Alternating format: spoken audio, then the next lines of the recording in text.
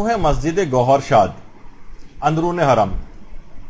گوہر شاد امیر Timur جو تھا اس زمانے میں، اس کی جو بہو، اس کا جو بیٹا تھا شاہ رخ، اس کی بیوی کا نام تھا گوہر شاد. انتہائی دیندار عورت تھی، انتہائی باپردہ عورت تھی، یعنی بادشاہ کی بہو، اور آج تک کسی نے اس کا چہرہ نہیں دیکھا تھا.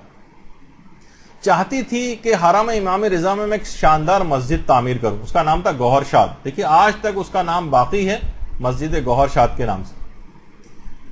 اچھا، اس نے ایسے مزدور اور معمار بھرتی کے جن سے باقاعدہ شرائط نامہ لکھوایا گیا کہ تعمیر حرم امام رضا کی جو مسجد ہے، اس کا کوئی بھی کام جب بھی وہ کریں گے، کوئی بھی مزدور بغیر وضو کے کوئی کام نہیں کرے گا. شرائط نامہ لکھوائے گا، کوئی مزدور آپس میں لڑائی جھگڑا نہیں کرے گا، کوئی بد زبانی نہیں کرے گا، حرم کے احترام کا مکمل خیال کرے گا، اور مسلسل ذکر خدا زبان کے اوپر انجام دیتے ہوئے تمام تعمیرات اس مسجد کے کام کرے گا. بار برداری کے جو جانور، جو سامان وامان کو لے جانے کے لیے ہوں گے، ان میں کوئی بھی جانور کو بھوکا پیاسا نہیں رکھا جائے گا.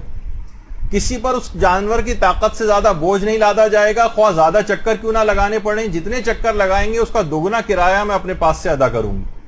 دیکھیے گوہر شاد، کسی جانور کو مارا نہیں جائے گا.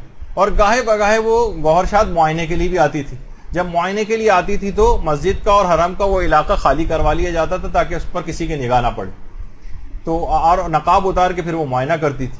ایک دفعہ باقاعدہ آواز لگائی گئی، سب حرم کو خالی کروا لیا گیا. مزدور ایک جو مینار پہ چڑھا ہوا تھا اس کو آواز نہیں آئی. دیکھیے جو یہاں کی تاریخ بتائی جاتی، آواز نہیں آئی، وہ کام کرتا رہا. اس نے نقاب اتار کر اور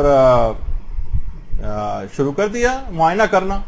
اس مزدور نے جو اوپر سے دیکھا، تو جیسے کہ عام طور پر ڈراموں وغیرہ میں بھی آپ کو دیکھنے میں آتا ہے کہ وہ عاشق ہو گیا ان کا، یعنی باقاعدہ اس کی تاریخ ہے. اچھا، یہ بتا دیا جائے کہ اس طرح کا جو عشق ہے یہ اپنے تمام لوازمات کے ساتھ حرام ہے.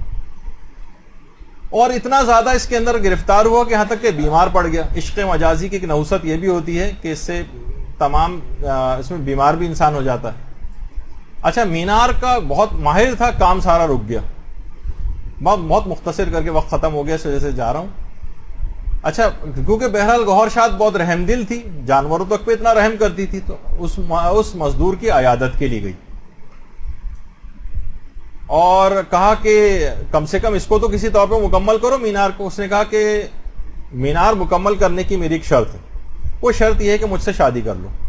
مزدور نے کہا، حیران رہ گئی، کہنے لگی ارے میں شادی شدہ عورت ہوں. کہا کوئی مسئلہ نہیں، اپنے شوہر سے طلاق لے لو.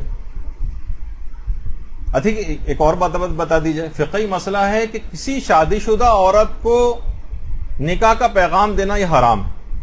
حتیٰ کہ اگر کوئی عورت طلاق رجعی کی حالت میں بھی ہے تو اس سے کوئی ایسی انڈرسٹینڈنگ یا بات چیت کہ اب تو تمہارے شوہر سے طلاق ہو رہی ہے، اس کے بعد ہم دونوں آپس میں شادی کر لیں گے، یہ والا بات چیت کرنا بھی حرام. طلاق رجعی میں بھی شوہر جو ہے وہ اس سے رجوع کر سکتا ہے. ابھی تک وہ پہلے شوہر کی اجازت کے بغیر بلکہ گھر سے باہر بھی نہیں جا سکتی. تو وہ حیران رہ گئی، کہا کہ نہیں، تمہیں اپنے شوہر سے طلاق لے لینا.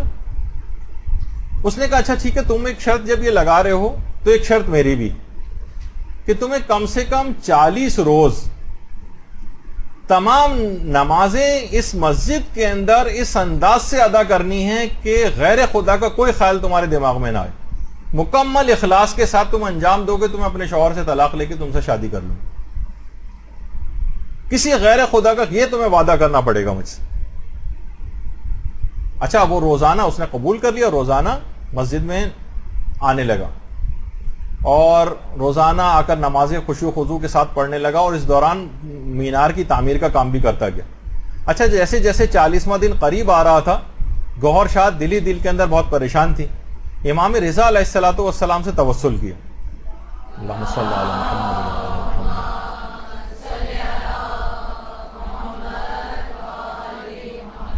کہا کہ شوہر سے میں بہت زیادہ محبت کرتی ہوں، اس نوجوان کا دل بھی میں توڑنا نہیں چاہتی، مولا آپ ہی کوئی حل بتائیے. 40 روز گزر گئے، وہ نوجوان آ گیا. پوچھا کہ ہاں کیا ہوا؟ کہا کہ ہاں 40 روز مکمل ہو گئے. کہا اب کیا ارادہ ہے؟ نوجوان نے، کیا میں طلاق لے لوں اپنے شوہر سے؟ اس نے کہا نہیں، اب اس کی کوئی ضرورت نہیں، تم اپنے شوہر کے ساتھ خوش رہو، مجھے اپنے پروردگار کے عشق حقیقی کی دولت اب مجھ کو مل گئی. اللہم صلی علی محمد وعلی آل محمد۔ اب مجھے کسی دنیاوی عشق کو حاصل کرنے کی کوئی ضرورت نہیں، مسجد کے مکمل ہونے تک حرم امام رضا میں روزانہ نوجوان اس لحاظ سے وہاں آتا رہا۔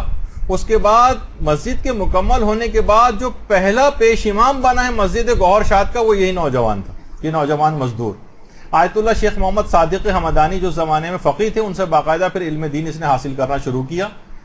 تو آپ نے دیکھا کہ بہرحال مکمل اخلاص کے ساتھ اس نوجوان اور اس گوہر شاد کا جو اخلاص اس کے اندر تھا، اور اس لحاظ سے جو ثواب جاریہ کے کاموں کی اس کی نیت تھی کہ ایک ایسی مسجد میں بناؤں مکمل اخلاص کے ساتھ، آج تک اس کا نام اس مسجد کے نام کے ساتھ جڑا ہوا ہے۔ مسجد گوہر شاد حرم امام رضا کی مشہور ترین جو ہے مساجد کے اندر سے ہے۔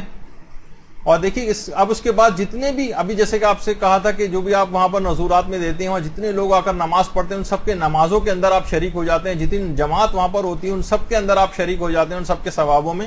تو سوچیے اس گوہر شاد اور اس نوجوان نے جو اخلاص کے ساتھ کام کیا تھا، ان سب کے ثوابوں میں وہ نوجوان شریک ہوں۔ تو اس خاتون نے جو اس وقت کی جو عفت معابی اور تقوی جو دکھایا تھا، اس کے لحاظ سے، اور جتنے بھی عفت معاب نوجوان لڑکے اور لڑکیاں جن کی شادیوں میں تاخیر بھی ہو رہی ہے اور وہ عزت و عفت کے ساتھ پھر بھی بغیر گناہ کیے رہ رہے ہیں، ان سب کے لیے بھی سب مل کر بآواز بلند ایک درود بھیجیے۔